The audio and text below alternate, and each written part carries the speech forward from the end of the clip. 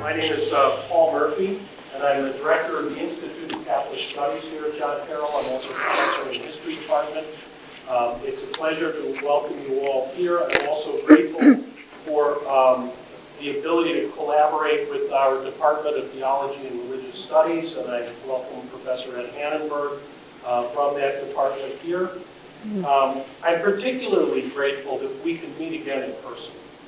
This is the first time in a long time that I've been able to see people directly in an event like this, and we sort of picked a large room so that people, if they wanted to, could spread out and feel comfortable. But it's good to have you here. It's truly good to see you. This is going to be a very interesting evening, and I think it's timely.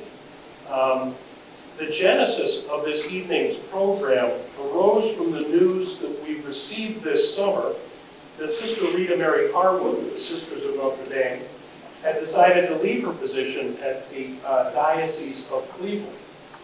As you know, she served for decades as the Secretary for Parish Life at the Diocese, and this involved her in many forms of pastoral work, from parishes to prisons and even to motorcycle clubs. I was hoping she'd wear her leather jacket tonight. So when we learned this, Professor Ed Hannenberg and Sister Catherine Feely, who's the director of our Center for Service and Social Action, and I took Sister Rita Mary out to lunch to thank her for her work. It was meant to be a very simple thing. And then during our time together, she shared with us the remarkable work of listening and engaging with the people of God in Cleveland in an effort to carry out good pastoral planning.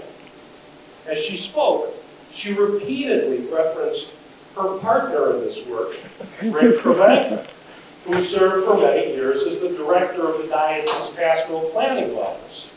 The two of them seemed to have bottomless sources of energy, and they also seemed to have an endless supply of stories about a very inspiring and at times challenging period in the history of our local church.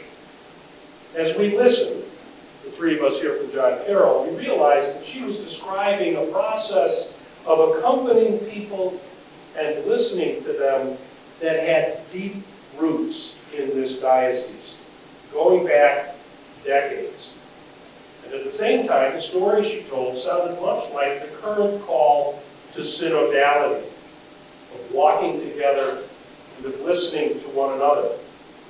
That synodality that the Holy Father, Pope Francis, has called the Universal Church to engage in today. The Universal Church, starting on the local level, is now entering into a synod on synodality that seeks to accompany and listen to all. Catholics and non-Catholics, those who feel at home in the church, and those who may be alienated from her, in order to assist the church in seeking out new paths for proclaiming the joy of the gospel. Wisdom ever old and ever new. So about 5 minutes into our car ride back to campus that afternoon, Ed, Sister Catherine, and I decided we needed to get a more complete account of some of those heady days and what they might tell us today about journeying together as a church. And so we are grateful this evening for the presence of Sister Rita Mary and Rick Kravankar to share with us their pastoral and planning experience. The title for our evening seeks to address those efforts and in some ways the efforts of the local synod process today. Please join me in welcoming them as they share with us about a church that listens, pastoral collaboration and engagement in the Diocese of Cleveland. Each will speak for about 15 minutes, and then they will share with one another back and forth in dialogue form their takeaways on all of this. First, Sister Rita Mary.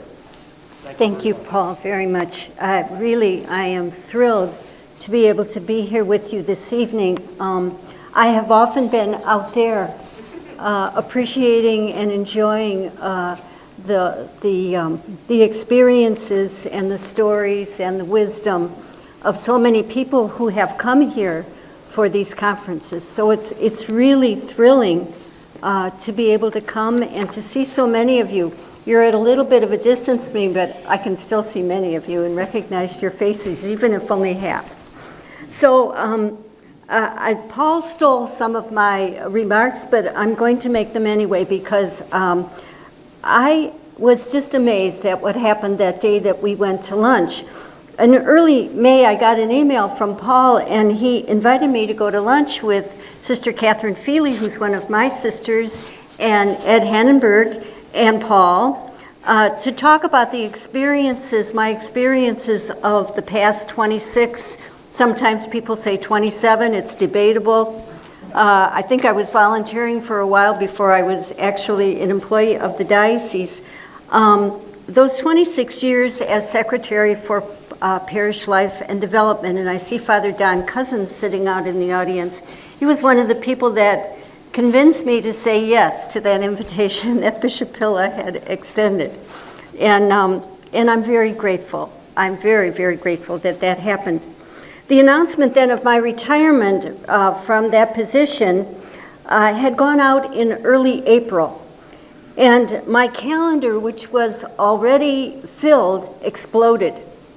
I think the announcement was a bit of a shock to many, but it was the right decision to make. I had just turned 80 and felt it was really time to hand the reins over to someone else and just retire. Although I don't like that word retire, I prefer rewiring. So anyway, they had extended that invitation, and I was in the middle of ongoing meetings and responsibilities of a new staff member and the opening of a new office and a number of initiatives and all the regular activities of the Parish Life Secretariat. But when I got that invitation, I really said yes immediately. I am so glad that I did. And I wanted to say, if you ever get an invitation from the three of them, take it. Not only is the food wonderful and the company wonderful, but the conversation for me that day was a real gift. The conversation began with a very simple question. So tell us what you've been doing for the past 26 years. I smiled when I heard that question. I thought, oh, wow, I could write many books, most of which couldn't be published, but it would make some very interesting reading. I don't think I took a breath for the next 35 minutes. Church in the City, Vision and Goals, Vibrant Parish Life, the Program for the Protection of Children, the development of the prison ministry, the ministry coming from the Welcoming the Stranger Pastoral Letter of the USCCB, calling us all to the pastoral care of migrants and refugees coming into our communities, coming into our parish communities, recognizing them as brothers and sisters in the Lord. Gathering the Asian Catholic community, really one of the star ministries of that 26-year experience, coming to know our Asian Catholic community and our African Catholic community, developing a ministry that would celebrate the gifts of their faith and their culture and the richness that they bring to us as members of our diocesan community. I think working with the gay and lesbian community and their family members to establish a diocesan ministry to the gay and lesbian community was a beautiful experience for me, one that really called me to reflect deeply and to love very lovingly. What a wonderful group of people and what a beautiful experience that was. I remember one time getting a call from one of our pastors who at the other end of the line said to me, "Hey Rita, the casino is opening in a few months. What do you think we should do about it?" I said, "Well, I wasn't planning on going." He said, "You know that's not what I'm asking." I was silent for a minute, and all of a sudden, after a long pause, he said to me, "Okay, I'll serve on the committee to plan a response. When's the first meeting going to be?" My ministry with the 234 parishes of the diocese in the 8 counties, the excitement of working as the head of the Parish Life Secretariat, a division of our diocesan administration which over those 26 years grew from 6 departments to 11, and of ministering and serving with a staff of extremely committed, talented, faith-filled, generous, loving people. I can never say enough about those that I ministered with and to in that period of time. It has been a grace. It's been a beautiful experience. And to be really honest with you, I left at the end of August, and every day I still get up thinking, oh, what's going to go on today in the office? So it has been a beautiful time, a time of conversation and planning sessions, of laughter and of tears, of planning with all kinds of groups of wonderful people, of celebrating anniversaries, the installation of 3 bishops, ordinations, certifications, revivals, each year's rite of election. The list could go on, but I think you get the idea. There were no 2 days that were exactly alike. Every day was an adventure. It started early and it ended late. But in the middle of that conversation that we were having, I became very aware of the fact that the 4 of us gathered at that table were more concerned not with what happened, but with how it happened. Not with what we did, but about how we did it. As a matter of fact, almost without even noticing the transition myself, I began to talk about synodality and my excitement that Pope Francis had just announced the dates for the extension of the dates for the upcoming synod on synodality. He was adding an additional year to the original plan so that the people, the laity, could participate in the synod, a synod for synodality, a synod way for the whole world, for the whole church, saying to everybody, this is the way of our church. To be one, to journey together, to come together to listen, to pray, to dream, to plan, and then to act. In announcing that change of dates for the synod, the adding of the year, Cardinal Gretsch, who has now been appointed as the organizer and leader of that process, said that Pope Francis, after consultation with the General Secretariat, wanted to allow everyone to make his or her voice heard, that the listening is the true pastoral conversion of the church. He said, God willing, one of the fruits of the synod is that we might all understand that a decision-making process in the church always begins with listening. Because only in this way can we understand how and where the Holy Spirit wants to lead the church. Those are powerful words. Although I had been thinking about that lunch conversation deepened my realization. I realized that the Synod way, rooted in the gospel, further lived in the Acts of the Apostles, practiced to various degrees and ways over the century, brought to the forefront by the Second Vatican Council, had been the way of our diocesan community in maxi and many ways for the past 50 years. And that I and we had experienced it. It was that spirit of how to proceed that gave me energy. It gave me hope. That gave me confidence to say, when asked to respond to a need or to explore a particular area of ministry, it gave me the courage to say, yes, we can do that. We can do that. I remember being with Bishop Quinn in 1995. He called a meeting of about 15 of us, and it was about prison ministry. We didn't have a prison ministry in our diocese. We had people who were going in people living, for example, around the prisons in Lorain County were going to visit, but there was no connection to the diocese. And so at that meeting, he asked two of the deacons who were doing prison ministry to just explain the situation and the dream that they had. At the end of the meeting, he said, now if there's anybody interested in this, please just let me know. So I left the meeting and thinking, boy, that was a great meeting. I hope somebody will say yes. I met him about 5 weeks later and said to him, Bishop, did anybody agree to take on the prison ministry? And he said, nobody did. Nobody did.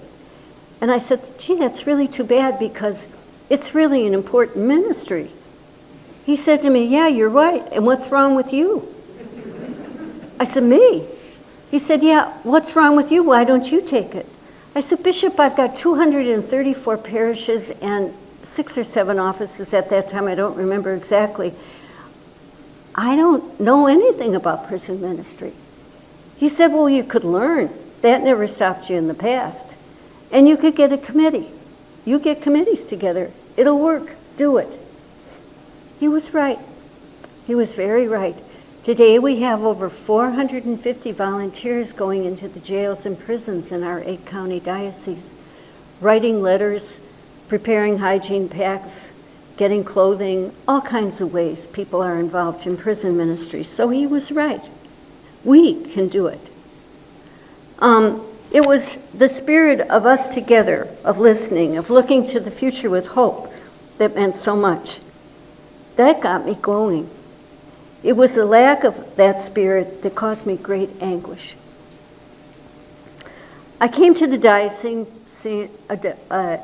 diocese knowing that spirit of synodality, of working together, as a sister of Notre Dame in my community.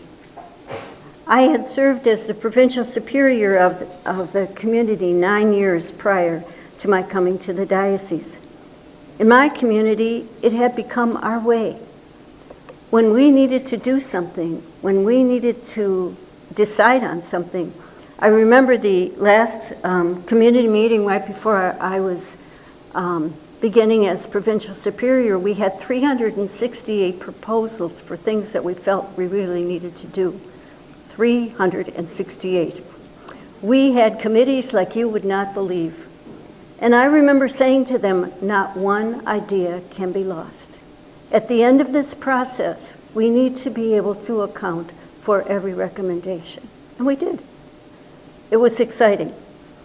And beginning with Bishop Isiman, Bishop Hickey, and particularly Bishop Pilla, and moving forward to our present bishop, we've come to know synodality.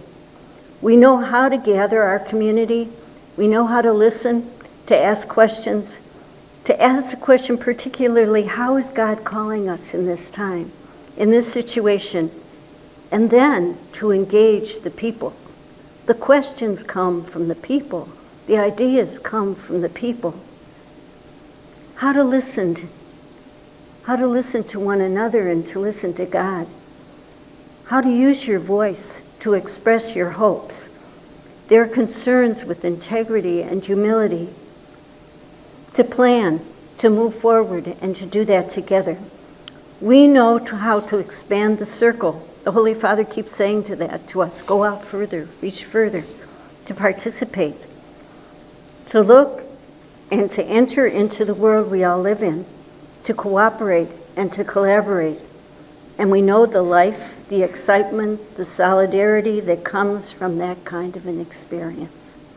You know that if you've ever worked on a project, if you've ever worked with a committee and come up with a way forward, you know the excitement of that experience. My first experience in 1994 of chairing the Church in the City Implementation Committee was overwhelming. We sat, and I think it was every other Friday night, but somebody said no, they didn't think it was that much. But we sat a group of 24 people who received the results of the consultation that had gone on after the writing of the pastoral letter, The Church in the City.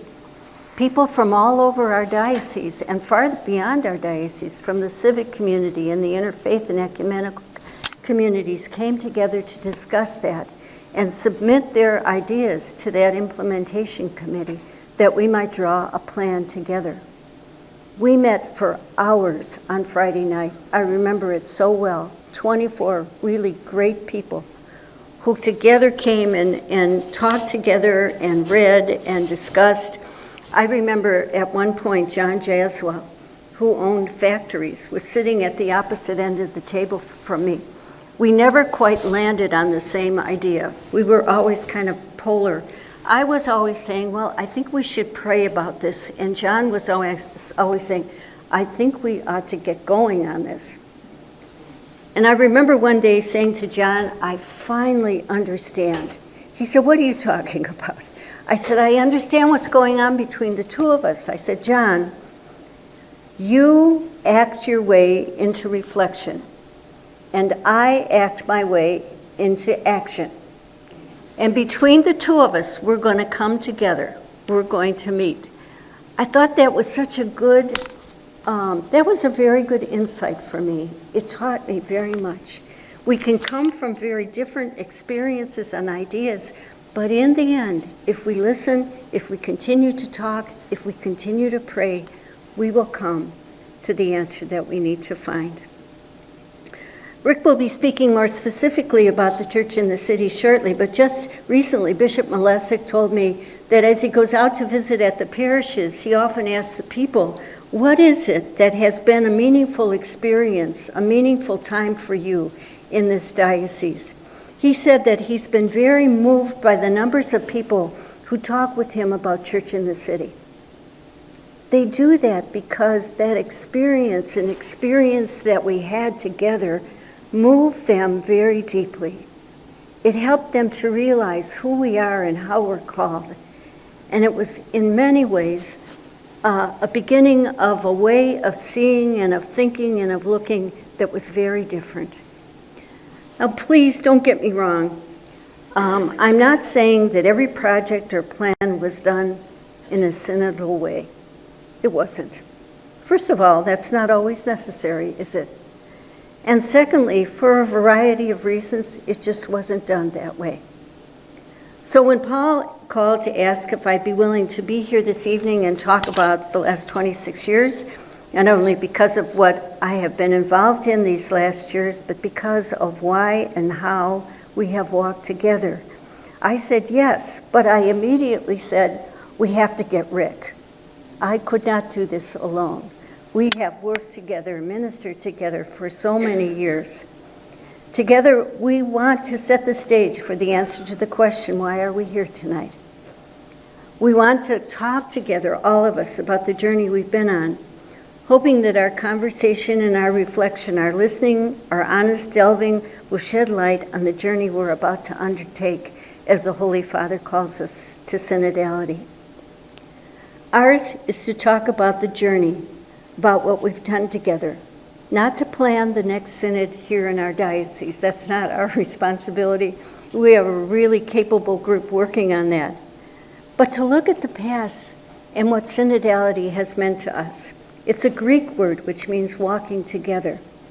From the moment of our creation from the mind of God, we've been a pilgrim people, a people on the move. I was reminded immediately when I began to think about that as the story of Emmaus, of Jesus coming with the disciples as they walked the road to Emmaus. What have you been talking about as you walked this way? He listened to their pain, their discouragement, their confusion, their hopes, their questions, and then opening the pages of the scripture with them.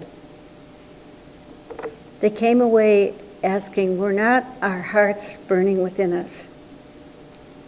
Were not our hearts burning within us as we've walked away the way these last 26 years? I can say yes. I can recall many, many opportunities, many incidences where I thought, this is really overwhelming. This is beautiful.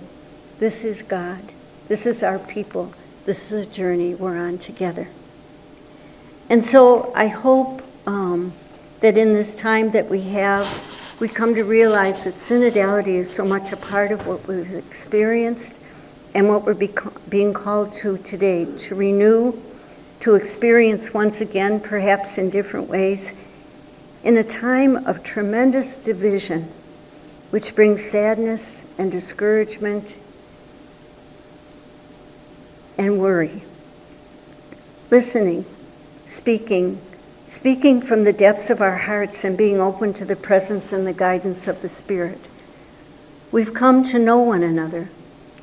We're asked to come to know one another to a greater extent, to develop a greater understanding, to seek peace, and to speak hope. This synodality, I think, changes our way of looking at our world. It frees us to express our hopes, to dream once again. I love that. The Holy Father keeps calling us to dream. Come, dream with me, he says. I remember times of great hope, of excitement, of peace, and of rightness. I came to the end of 26 years of walking with my brothers and sisters, a very, very grateful person. I will always treasure that time in my life. I think the gift that God calls us to is I keep using that word, it's overwhelming, it's good, and it's life-giving. So now I'd like to ask Rick, who served as the director of our Pastoral Planning office for much longer than I was in the Parish Life Secretariat. He was the lead person who designed the how. He designed the way, and he nurtured the Spirit at the heart of our planning for the future. So Rick, please. Thanks, Rita Mary. Rita Mary and I have been companions on a journey for a diocese that we love for many years. It's just great sitting here, and it's striking that we're sitting here when we're both retired. Some of you may know I retired on June 30th, and I think your date was August something, 20th. I'd been at the Jesuit Retreat Center for 7 years as director, and but my life goes back a long ways in the diocese, and I realized that so many of you in the room have been wonderful companions on my journey as well. And I love to reflect. I love to look back and reflect, and I have a favorite quote some of you have heard me say before. I heard it back in 1980 at a gathering for people in ministry in Chicago by Paula Ripple, and the quote goes, "We live our lives forward, but we understand our lives backward." And it's clear that we can only connect the dots when we look back. And so what I'm going to try to do is connect some dots, some that I have really not thought much about for a long time, but I reflected upon for this evening, and how they show the spirit of synodality in the diocese for a very long time, a spirit that we now build on as we participate in what the Holy Father is calling for. So my journey begins in the spring of 1970, and I was an engineering student at Case, and I was asked to serve on a diocesan committee. I literally stood in the doorway of the Newman Center chaplain and said yes, and my whole life turned in a moment. And what I remember, I want to talk about some of the first moments.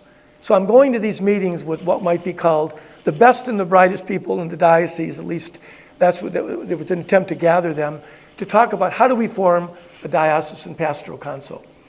And strikingly, some of you may find this hard to believe, I hardly said anything for meeting upon meeting because I didn't want to say anything dumb. I was the engineering student, and these were the best and the brightest in the life of the church at the time. So I just showed up, but they made me feel welcome. But in any case, one of the things that most struck me when I would go to those meetings, and this is an image taking off from the title of this talk, A Church That Listens, is how deeply people in the room were listening to the movement of the Spirit in their lives and in the world, and the spirit of the Second Vatican Council. They were remarkably excited and enthusiastic about how do we embrace the message of the council, how do we learn what it means, how do we bring it to life in the Diocese of Cleveland. It was just filled with enthusiasm for that initiative. And I would like to make the case in my remarks. I'm going to talk about the 70s. There's a lot of other things I could talk about, but I was only a volunteer in the planning office then. But I would like to make the case that the 70s was a decade of building a culture of the diocese centered in the Second Vatican Council, and that culture would be sustained it structures its vision for years to come because of the seeds that were being planted. One of the most striking images I have about culture is from a man by the name of Edgar Schein. He was one of the founders of the field of organizational development. And he said the essential role of leaders is to build the culture of the organization.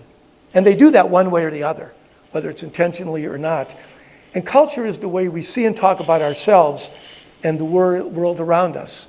Every family, every parish, every organization, every group has a culture.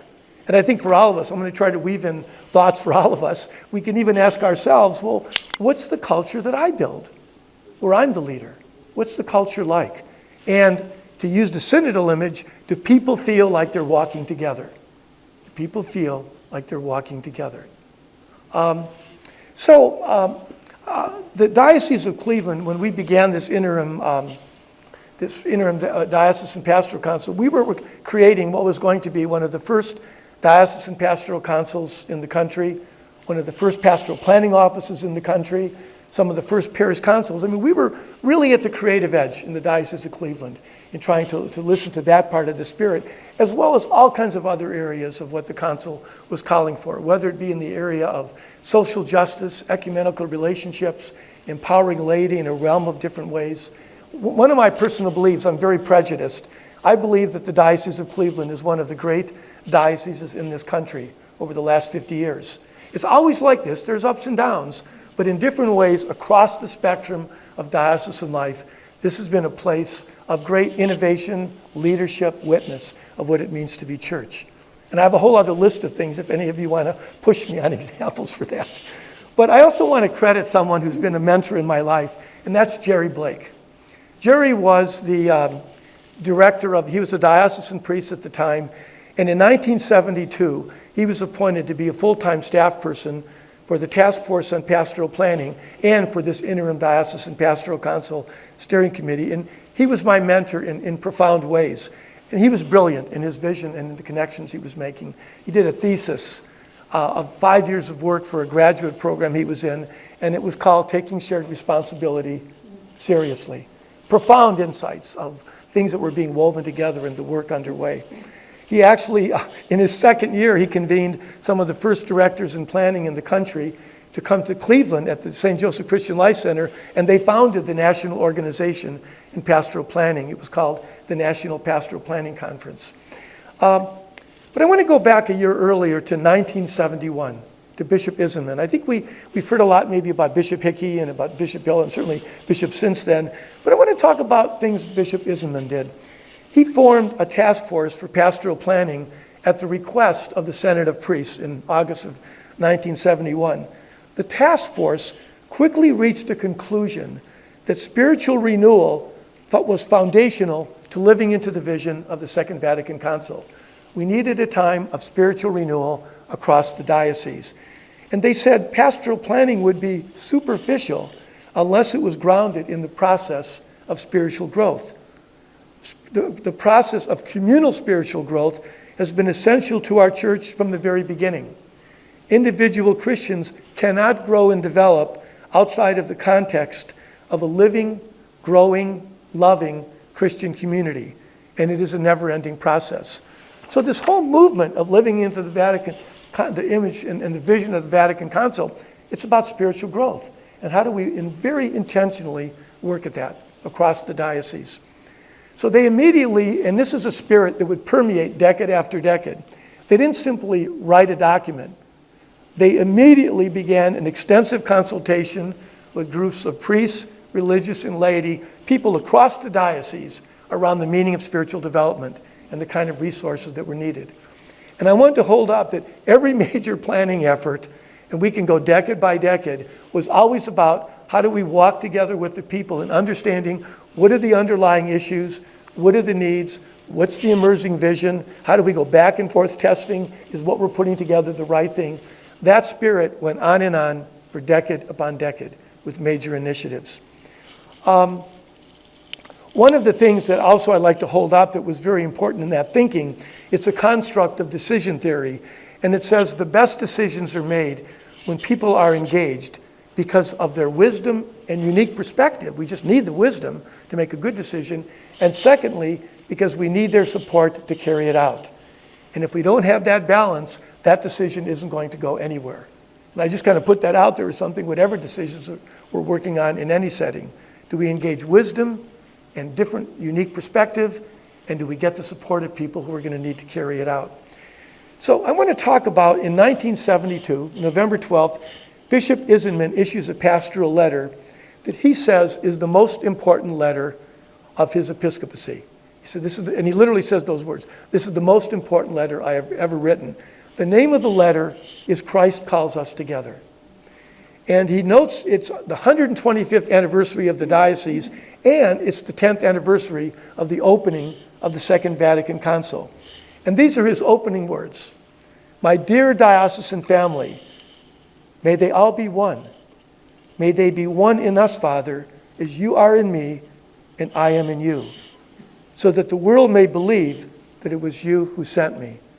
Again, that's from John 17:21. That is the same opening passage that Pope Francis used on October 9th in one of his statements about the synod. He said, "May we experience this synod in the spirit of Jesus' fervent prayer to the Father on behalf of his disciples, that they may all be one." And Francis goes on to talk about the need for unity and communion in this time, and to speak about the need for real encounter and listening and discernment so that we might become a different church.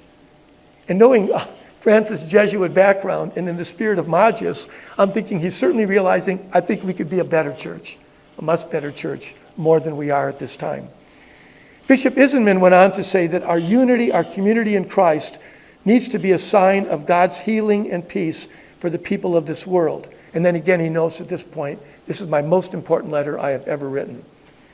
I'm very moved by that image, because when I think of the work of pastoral planning, when people would ask me, "Well, what do you do in pastoral planning?" Well, I try to help people work together. That's the really short answer. But the other image that I grew into over the years is that image. I try to help people to live into Father, that they may be one. That's why we do pastoral planning. So we get closer and closer in whatever setting we're in to living Jesus' prayer, Father, that they may be one. That's why we do it.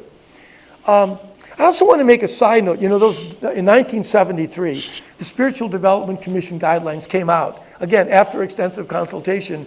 And I want to speak to something else in this diocese about the movement of the Spirit. Because again, there was an emphasis on communal spiritual growth. Not what do I do privately in spiritual growth, but what do I do in the context of community. And it was very striking about how the Spirit was moving in this diocese. Now again, I love this diocese, so I love telling stories about good things. But in 1969, Father Jack Jacoby was at Holy Family Parish in Parma, and he began a retreat that came to be called Christ Renews His Parish. And then in 1972, he's assigned to the St. Joseph Christian Life Center. And that communal spiritual growth experience permeates the diocese. Countless times when I would ask people on a parish council or in leadership, how'd you get involved? Christ Renews His Parish. I went through an experience of communal spiritual growth. They wouldn't use those words, but they talked about the power of that retreat. Most people don't realize, while that retreat may have had its ebb and flow in the diocese, it is now in over 100 dioceses across the country. And it's very fresh and new in places where they're just discovering it. The other thing that was happening in the 70s, at the Jesuit Retreat House, now Jesuit Retreat Center, for those of you who know our name change, Father Tom Gideon, deeply committed to the role of the laity. He just had a passion for empowering the role of the laity. He creates the first lay advisory board. Jesuit Retreat Center is offering a range of retreat experiences, and also Movement for a Better World, a whole other form of communal spiritual growth. And another thing that's going on in Cleveland is Cursillo.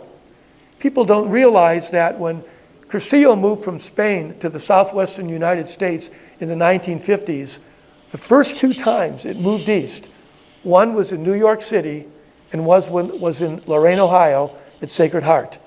So we were one of the first places in the country for that form of communal spiritual growth. So there was just a remarkable movement of spiritual formation that was actually underway, and these were simply resources for the diocese. Another comment I want to make, going back to the title of this when we talk about a church that listens, well, what else were we listening to in the 70s? We were listening to science. We're talking about listen to the sciences, except they were the behavioral sciences. One of the passions that Jerry Blake had is we need to learn from the cutting edge learning about how do we create collaborative leadership.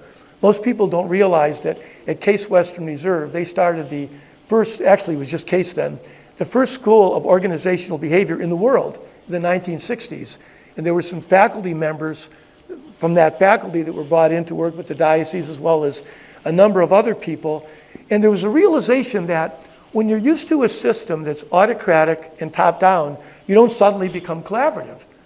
You have to figure out, well, how does collaborative leadership work? How do people in authority realize, well, how do I engage people in a collaborative way? How do we sit in a meeting in a circle where everyone participates and everyone gets to be heard and feel that they're heard and feel that we're doing something together in a collaborative manner? And that took a lot of training and formation. So part of what happened in the office is there was a group called COD, like the fish, except it was an acronym, Church Organizational Development. And so we had a team of people going all over the diocese, taking these new learnings about collaborative leadership to parish staffs, parish councils, people in different parts of the diocese, as a way of beginning to empower living the spirit of the Second Vatican Council. There's some other things I want to hold up as well. What were the images? We had countless meetings with overheads and flip charts, and these were the images that were always showing up. One was the emphasis on the rediscovery of baptism in the Second Vatican Council. That there was not only a right to share in the life of the church in the sacraments, but responsibility. That we were collectively and individually responsible for the mission of Jesus in the world. And how do we take that seriously? How do pastors take that seriously? How do lay people take that seriously? There was another image, and this is in thanks to Father Al Lobenthal, who kept reminding us, we oftentimes talk about organizational mission, the church has a mission. He says, no, the mission has a church. It's the mission of Jesus that creates the church. And the faithfulness is to the way and the truth and the life of Jesus and Jesus' mission. And then another image we kept using was participative planning. I think we may all realize nothing happens without planning. Now, some planning takes a second and then you do it. And some planning has one people telling other people and there's no engagement. But the idea of participative planning is how do we create a sense where people together are doing the planning with their pastor and with one another, with their staff. Some other things that happened, and I'm just going to run through a few. Bishop Hickey arrives in 1974. He's here till 1980. And he moves the Diocesan Pastoral Council to an even more formal presence. But he also realizes we need a collaborative administration in the diocese. At that time, there were basically a bunch of offices all trying to see the bishop. At sometimes 35 to 55 different offices and groups and trying to reach the bishop. And he realized, we need to reorganize this. And so he commissions an effort. Different pastors run that group. I know Jerry was a part of that. And they create the secretariat system, where we have a group of offices related to social concerns and social outreach. We have a group related to parish life, to education, to the lives of clergy and religious, and a couple other areas. We were one of the first two dioceses in the country to do that, realizing we need to create collaborative groupings in our administration and not simply random offices or separate silos. And then the leaders of those groups need to meet with the bishop, because it's one diocese. It's not 6 or 7 dioceses, it's one. The next thing I want to talk about is Bishop Hickey's Pastoral on Shared Responsibility. There was work going on in the mid-70s on Parish Council guidelines, but there was the realization we need the underlying vision. And so Bishop Hickey writes a pastoral called To Build Up the Body of Christ. It's a pastoral letter on shared responsibility. It comes out in 1978. How does he open that letter? He says, I want to thank everyone for the extensive consultation in the fall of 1976. And he says, your response was generous and almost overwhelmingly detailed. So even in that letter, it was creating meaning together. And he goes on and he mentions a number of things that I think became very important in the collaborative life of the diocese. He talks about the principle of the common good. He gives special emphasis in one section on the role of women in in church leadership and ministry. He talks about within parishes the interdependence the pastor needs to have with the staff and the sharing of leadership responsibility. The pastor is the facilitator of decision-making amongst members of his staff. But then he goes beyond that and he says, but the staff needs to reach out and engage lay people in major planning and policy decisions. And at that point he calls for parish councils in every parish by 1981. And you notice there's stretches of time, because if you're going to walk together with people, you need to give them time. He even talks at that time, we had at the time deanery meetings where priests would gather, and I would even hear some priests say, you couldn't even talk at the meeting unless you were a pastor. So even though it was only priests, sometimes the only people who did all the talking were the pastor. That's the stories I would hear. But interestingly, in that document, he's saying, well, I think at those meetings, we need to look at the inclusion of pastoral ministers who are part of the parish administration. And it would take 15 years in 1993 when Bishop Hiller would create the district structure of governance, where it was expected that all of those regional gatherings that we then called districts would include pastoral ministers as well as priests and deacons and people who were responsible for administration. I'm going to end my comments, and I want to just say one thing about a personal moment that happened last month. I was asked to do some facilitating in Our Lady Help of Christians. It's a parish that covers 500 square miles. It now has 4 parish sites. And I was in a community called Nova, which is like, you think you're on your way to Indiana when you drive there. It's in the southwestern corner. And we were doing an appreciative inquiry process where people were talking about what they most care about, that they want to sustain, and what their hopes are and possibilities to look at. And I remember one woman, she was speaking for her group, and she stood up, and she said almost apologetically, and with some hesitation, we feel we run this place. We feel we help to run this place. And I remember putting my arms up as I am now saying, that's it. That's your responsibility. We feel we help to run this place. We're not spiritual customers. We're not simply shoppers here. We don't simply show up and wait for things to be done. We feel we help to run this place. And I think over the years, that's the culture we're trying to build. And I think you could look at that in your families or whatever setting you're in, that the people you're with feel, we help to run this place.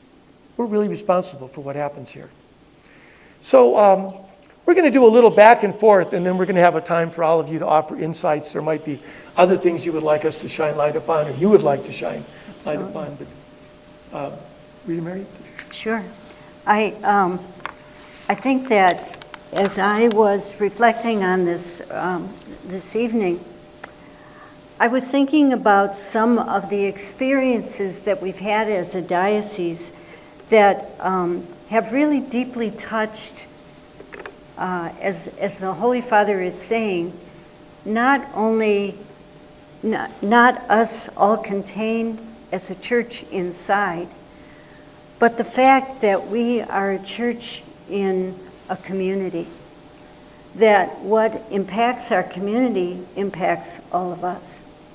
And I was thinking about that particularly in regard to the Church in the City initiative.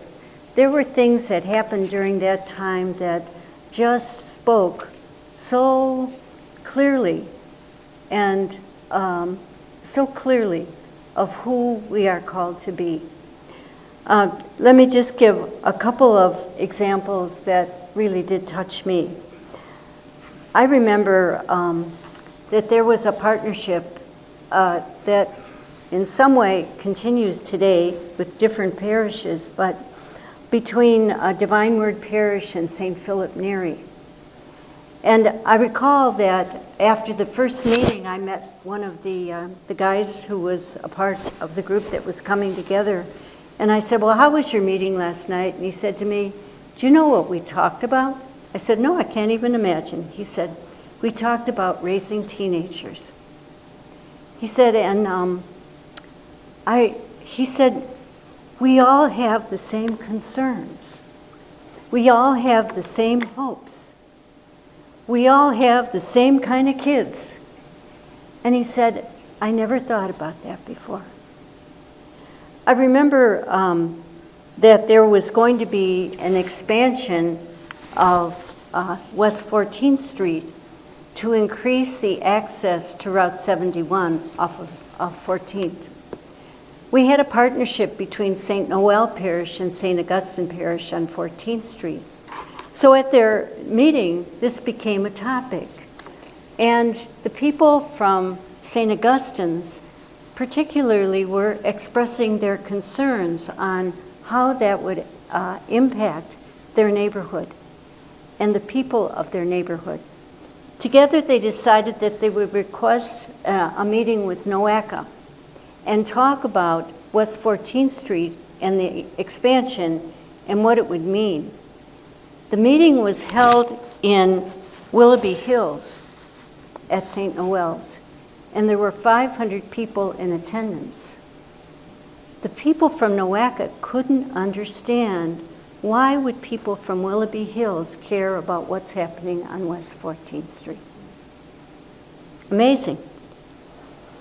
The final thing that I want to talk about, we had a student from Case Western Reserve who was doing his doctoral study on church in the city.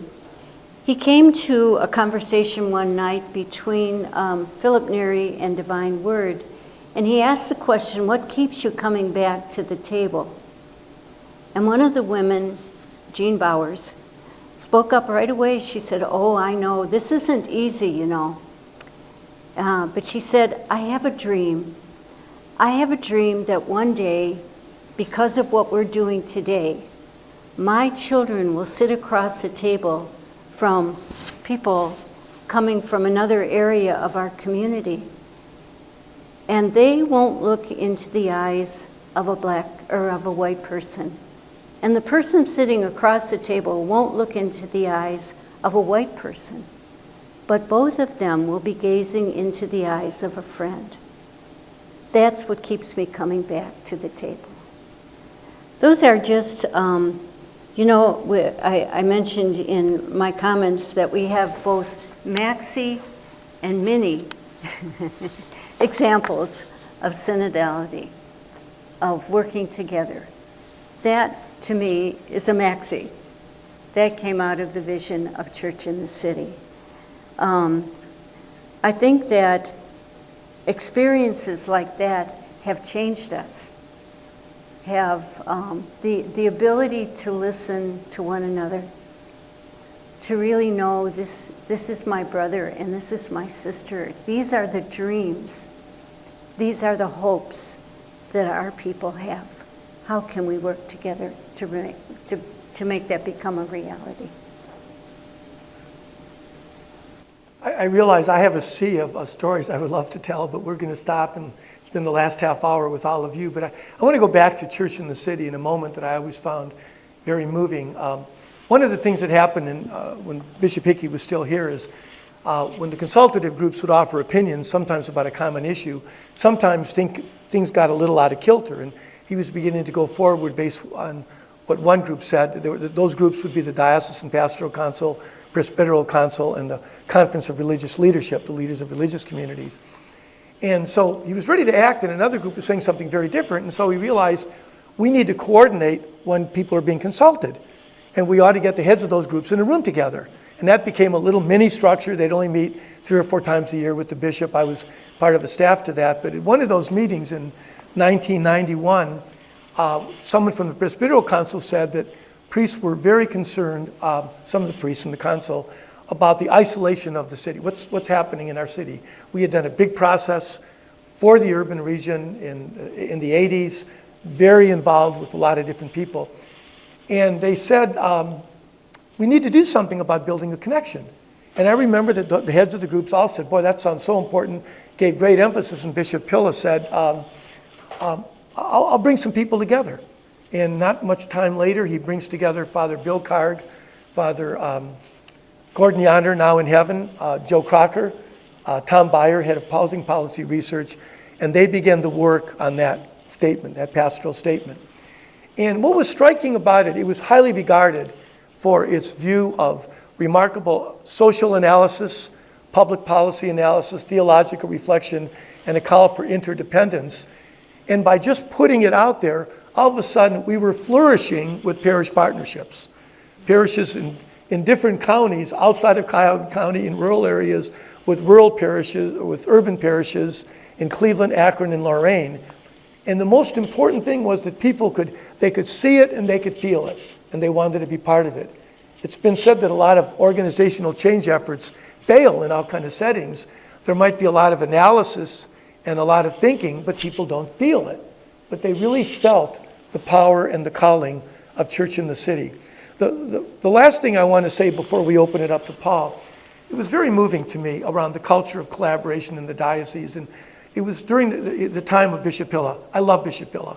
And I loved that we had Mass at his funeral because I could sob and no one could see it. And Ed Estok gave a wonderful homily about his life. It captured just the essence of his spirit. But one of the things that happened after the funeral and after the Vesper service, I got to talk with a number of people who worked with him over the years. And the dominant image, and this is about the spirit of collaboration, the dominant image from all kinds of people, he believed in us. And we could use our gifts. And when we look back, I mean, we still had this. That's life in every setting.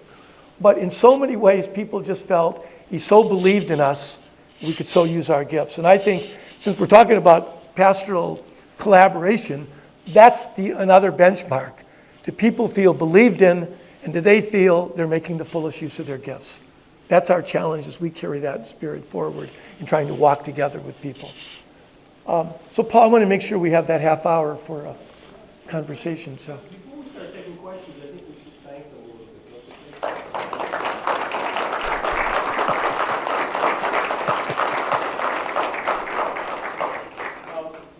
We have a microphone over here with two who can talk to that so we can all hear your questions. But if anybody has questions for either or both of them, or comments, because I got a feeling there's some people in the room who might have been witnesses to some of the things they talked about.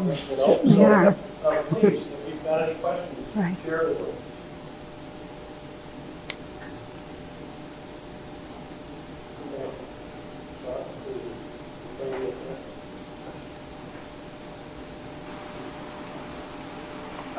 Thank you, Sister and this Sister Lincoln.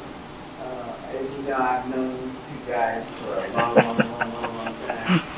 And Who is that? I can't see him. and all of that. This conversation is very interesting. I was looking at the Universal Bulletin for this month, and the Senate was being spoken of. And I said, oh, what is happening? I never really read it completely, but as you talk tonight, I really realized what you're saying. And I'm really overwhelmed. My question to either both of you really, and I like Mr. Pavenka's last comment, I feel like I run this place. Being Catholic and being in the church, being African American, Yeah. we don't run nothing. But when you go to Mass on a regular basis, you want to feel like that you're at home. Have any suggestions as to, and because of the pandemic as well, and things are closing up and you don't get a chance to see one another on a regular basis, what can we do as spiritual people to have that togetherness and feel like we run in this place without sitting in a committee of Yeah. Right. Yeah, well, I think what helps that spirit of the woman who stood up and said, we really feel like we helped run this place, is the pastor they have. Father Ed is the pastor. I feel terrible. I don't want to mispronounce his last name, but he is, I've been really impressed with his connection with people, going all over with him to these different sites. And I think there's a real image of the Good Shepherd. And the Good Shepherd says, I know my sheep and my sheep know me. We feel really connected, and that there's a sense of believing in people. And one of my thoughts is, you either believe in people or you don't. You either believe in their gifts or you don't. I mean, certainly we have doubt at times. We struggle with some things, but it's all about believing in people and, in a certain sense, letting them more free. And I know some people don't like messy, but I think the world gets far more difficult and far messier underneath when we don't let people use their gifts and be free. We have an illusion of order, but in fact, we have a lot underneath the surface that's not. But that's just, Rita Marian. Yeah, I think that I appreciate that question very much. I really do, and I understand. I think that what the Holy Father is calling us to right now is to renew our sense of who we are. Rick was saying before, he appreciated the emphasis on the sacrament of baptism, not only the right but the responsibility that each one of us has to be church and to be involved.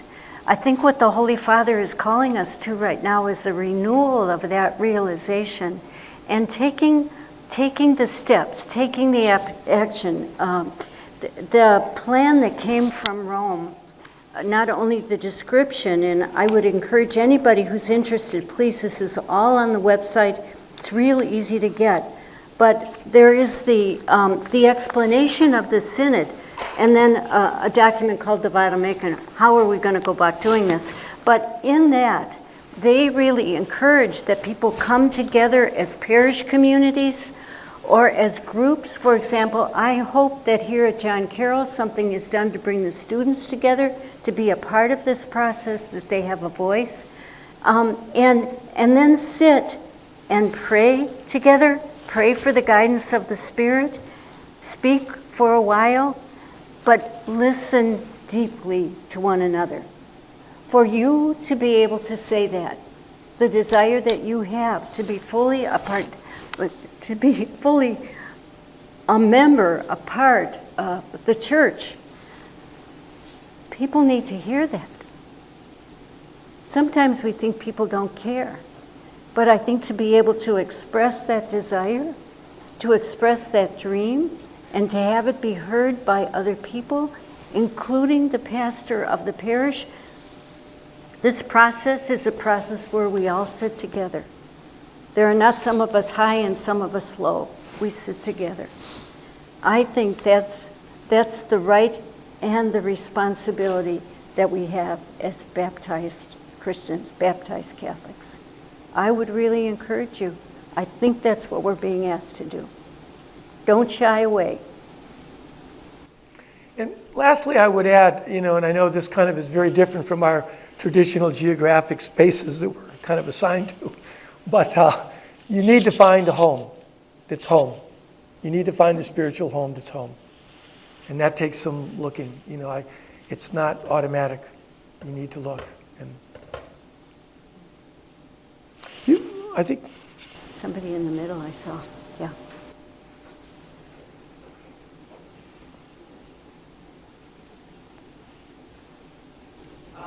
One thing that I wanted to see if it was prevalent was we were always in the Christian family movement also in those times. But when you speak about the Curcio and the Christ Renews His Parish and the Christian family movement, which really spurred us forward, would that work today with our 20-year-olds and 30-year-olds? I worry about that. Yeah, that's a very good question. I believe that different things have their time. There's an ebb and flow. We would all like something we love to go on indefinitely as it was. And I don't know if some of those things don't work because they're not tried like they once were, or because people don't respond like they once did. That's a very good question. They were pretty dynamic and they weren't old. Sure, right. Yes, right. I can, one of the offices in the Secretariat for Parish Life and Development is the Office for Young Adults, which is a brand new office, just started. Mike Hayes is the first director for that office. And what he has been doing, and I think is working quite well, is he's with the young people, with the young adults, is developing pods groups geographically located all over the diocese. I think right now there are 7 of them, but I might be off on the number. And they come together regularly. It has been a good experience for just social gathering, for topics that they have identified as topics of interest where they want to bring in a speaker and have discussions on those topics, for different activities that they're doing socially, creating a community of those young adults. Now, that's only been going for probably about 10 months now, but they seem to be, they're growing. I just noticed that they're having a celebration at the cathedral with, starting with Mass and then gathering over at St. Peter's afterwards for, just for some time together, that I think is going to be quite successful. That will bring all the groups then together at one point. But I think you're right. When you mentioned the Cursillo, this was something I was going to mention. I was at, when Rick was talking about it starting out at Sacred Heart in Lorraine, it also started at the Grafton Correctional Institution. There are 125 men there in the Cursillo. I went for the celebration of the acceptance of new members into the group, and one of the corrections officers came to get me from the gate and walk over to the chapel area with me. And he said to me, "You know what, sister?" He said, "I have watched some of these guys now for over a year, and I always have wondered what it is that's made them so different." He said, "Spending this weekend with them in the Cursillo," he said, "has given me the answers." I thought, wow, that's a powerful thing to say. So groups, Cursillo, Christ Renews His Parish, Christian Family Movement, all of those are powerful. And perhaps out of this experience, some of that will be raised up once again. I think also that perhaps one of the greatest pastoral challenges we face as a church is the engagement of young adults. I'm sure all of you have seen the research about the growth of the nuns, NONES. Basically, they say they have no religious affiliation when asked in surveys, and huge increases.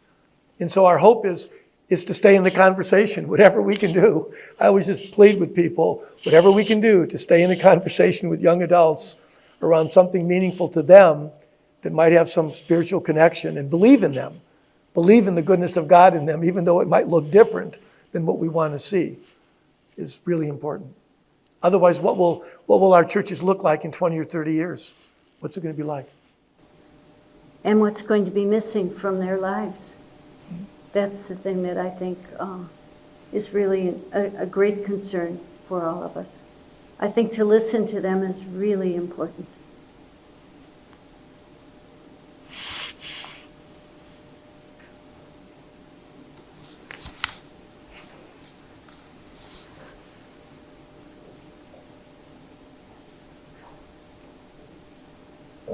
Samson, now retired. Wonderful relationship with both of you. Yeah. And it was so helpful in our parish. And I think that each of you helped my parish with 2 distinct gifts. Sister Rita Mary came to my parish council with 3 witnesses. One was a man who had been incarcerated. One were parents of gay people, and the other was an illegal immigrant who eventually became legal under President Reagan, and became the director of our Hispanic ministry. That's right. He did very well. But with the personal experiential witness of people, I think the synodal process needs some flesh and bones to inspire it. To what to talk about, and to talk about it in a way that's not abstract or that gets political and divisive, but that stays personal and experiential as a gift of the Catholic community to bring together people who are on the periphery and neglected. Yeah. The gift of Rick was to come to the parish sometimes for problems. But you don't want to start that or the synodal process with what are your complaints. He uses a process called Appreciative Inquiry. You mentioned that briefly. I think maybe to expand on that a little bit, something you learned in Case Western, where you begin by what do we most appreciate about whatever it is that we're sharing, and to begin on a hopeful note that this has been a wonderful experience for us as parishioners, and then it gives a vision and planning to the future. So you can speak to the deeper experiential during the synodal walking together and appreciative inquiry. Yeah. If I could respond to that first question in regard to those persons who the Holy Father speaks about all the time, those who live on the periphery. We were concerned about that. I have an advisory council for the prison ministry, and even before we began to talk about anything at the diocesan level, I was telling them about synodality and the synod and what the Holy Father had done. And the first question they asked was, how are the prisoners going to be able to participate in this?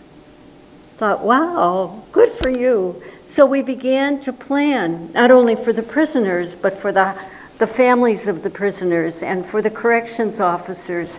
How are they going to, and we've got a plan all together so that they too can have input. That went from the prisoners to the migrants and the refugees. How are they going to participate? How are they going to have input into the synod process? Because they're part of us.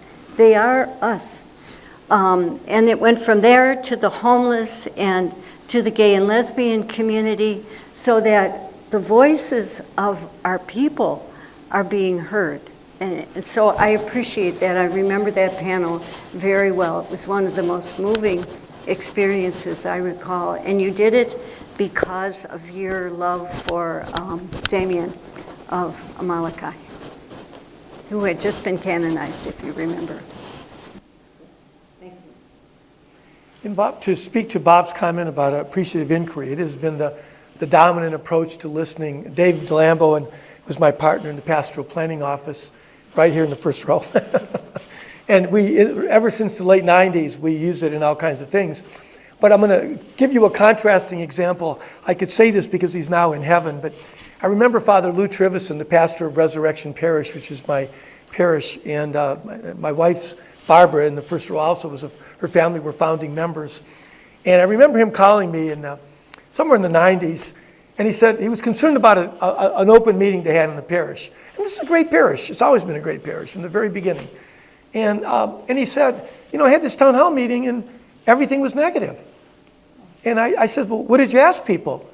He says, well, I asked them their concerns. I said, well, that's what you got.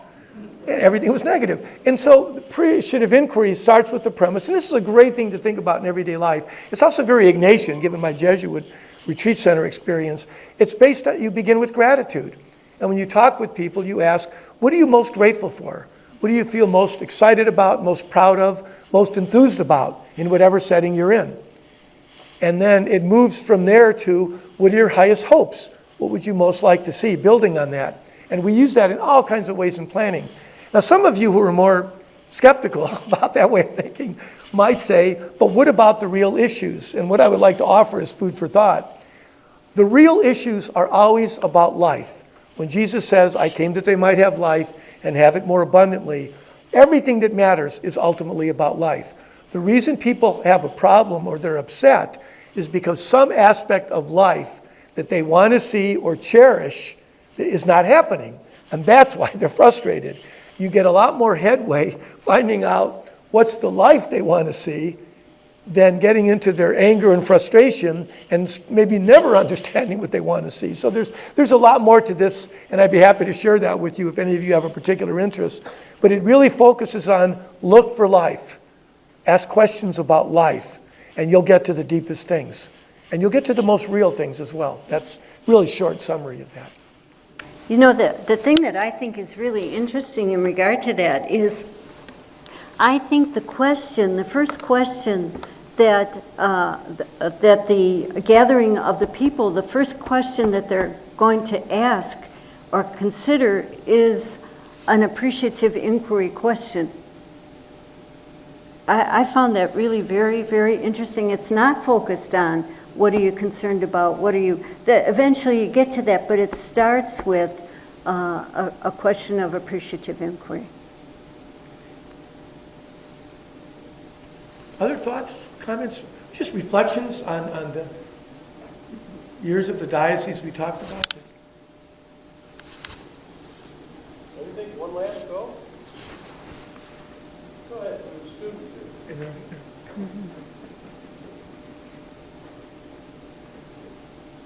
Hi, thank you both for talking with us about your experience. Sister, a couple times you mentioned your experience talking with families and individuals in the LGBTQ community.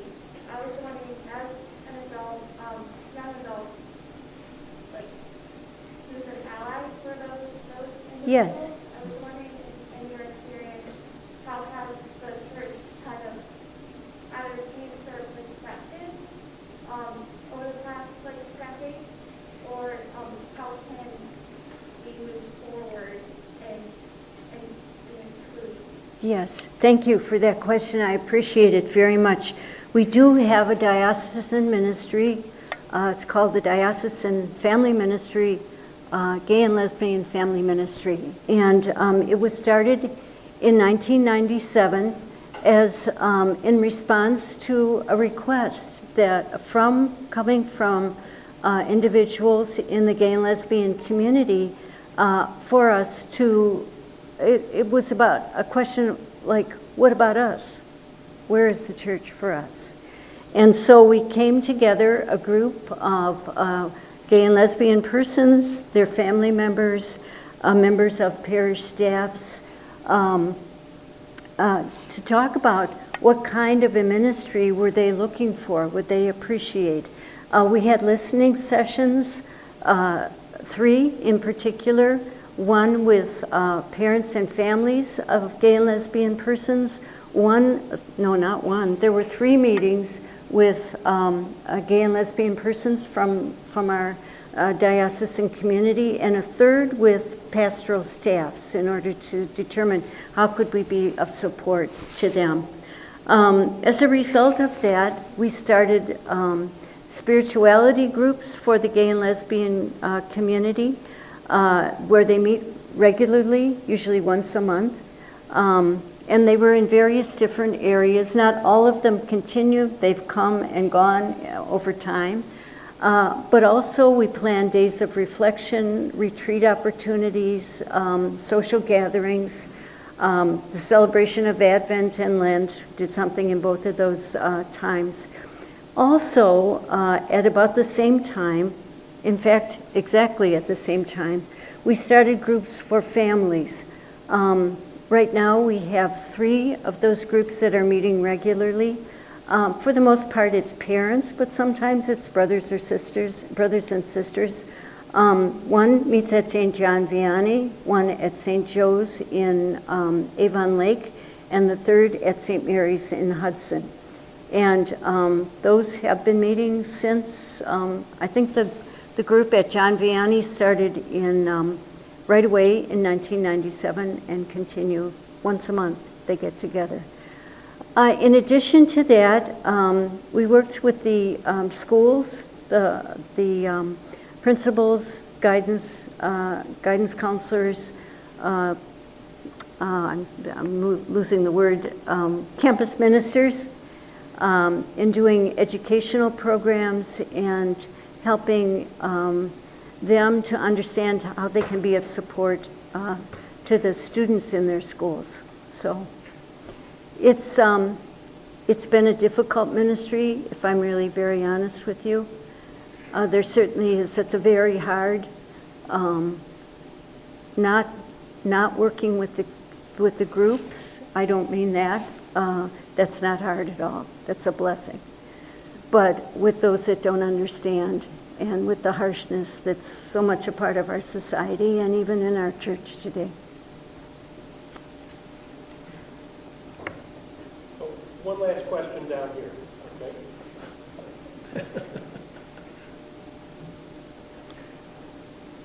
Thank you very much. A question from the young lady who prompted this.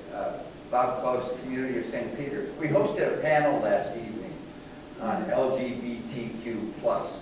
Yeah. And there was a mom whose son came out 15 years ago. A gentleman who serves on our board of trustees who is gay. Somebody who was an interim choir director for us this summer, and her partner who has been a lector. Yeah. All of these people are welcome at our table. That's right. My fundamental question is the church the only discerner of the Spirit? Because these people come to our church, they come to our table, and they invite their friends to come. They believe they are welcome. Yeah. They believe they are welcome. And they speak about other experiences in the Diocese of Cleveland where they are told from the pulpit they cannot come to the table. Yeah, I know that. The synod sounds like an invitation for listening, if that's as far as it goes. What we're saying is we really don't trust that the Spirit could lead us anywhere than where we are right now. Mm-hmm. I trust the Spirit. Yeah. And I trust any church that trusts the Spirit as much as I do. Mm-hmm. I've known you combined forever. That's and right. Both of you have told me, write to the bishop. Yeah. I did. I wrote 34 letters to the last 3 bishops combined. Not one of them responded to anything I wrote. To his credit, Tony Pilla answered every letter I ever wrote to him, sometimes handwritten. Right. I'm not sure that the structure of the church insists that the leadership be as attentive to the Spirit as they expect us to be. It doesn't seem like a mutually respectful understanding. You spoke about our baptism, and you can't be unbaptized. No. Somebody said, I'm as baptized as the Holy Father. That's You know, right. whatever. It's not, we don't want to turn this into a match. Right. But I guess my question is, if we're going to walk on the road and we want our hearts to be so on fire that when they invite their guests to stay for supper, it becomes Eucharistic. Eucharistic. The bishops just wrote a big letter on the Eucharist. I'm hoping and praying that this synod invites every participant to trust the Spirit equally. There should be equity. The Spirit, and this gets back to my question, does the Spirit only speak to the church? Or does the Spirit speak to us with the same authority? And how do we help any part of the church that sees it differently understand? Between the 70 years of working for the diocese between you, do you have any encouraging word? I do. I have read what Pope Francis has been saying since 2013. I have read. And if you read the invitation to the synod, it is not just having everyone say what they think, listening, input. I was just reading today, and it is a talk that the Holy Father gave to the Diocese of his Diocese of Rome. And he talked about the Synod and about the levels of consultation that are going to go on at the parish level, at the diocesan level, at the conference level, at the continental level, and then in Rome. And I do not get the impression from what he's saying there that this will be just lost consultation, but that it will lead to action. And in the document that I was reading, there was specific mention of issues such as the role of women in the church, the gay and lesbian community, clericalism, which I believe clericalism, we often speak of clericalism in regard to clerics, to the bishops, the priests, the deacons. I think what is said of clericalism could be applied broadly across our whole community. What does having power mean, and how is power used? So just, I don't know what the outcome is going to be of this process. But if I'm reading correctly, I think it is going to, the Holy Father is saying that we have to change direction. This is a new time.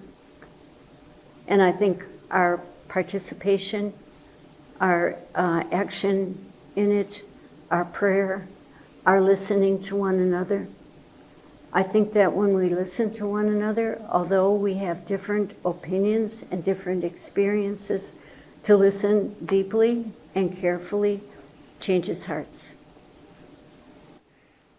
I would add, I love, Bob, the way you said that with so much passion and so much rightness in the wording. And one of the things I've come to believe, especially in this time, the bottom line of it all is God's love. Jesus came so that we would experience God's love.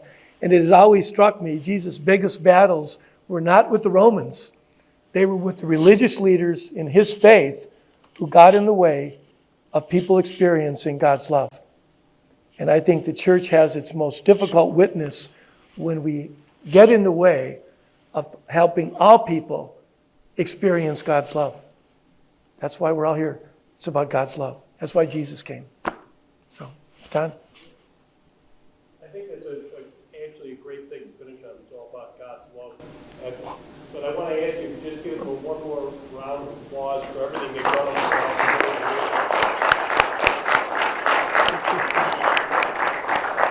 Thank you very much. Good. Can I just say something? It's not a question. Sure. Thank you for giving me a minute here. I would simply like to thank Sister Rita Mary and Rick. These two people that sit before us have left their fingerprints all over the Diocese of Cleveland. They have influenced more parishes to be vital parishes than we can imagine. And I think their gift to the Diocese of Cleveland, it's hard to exaggerate. And I think these two people are two of the most highly respected church ministers in this diocese.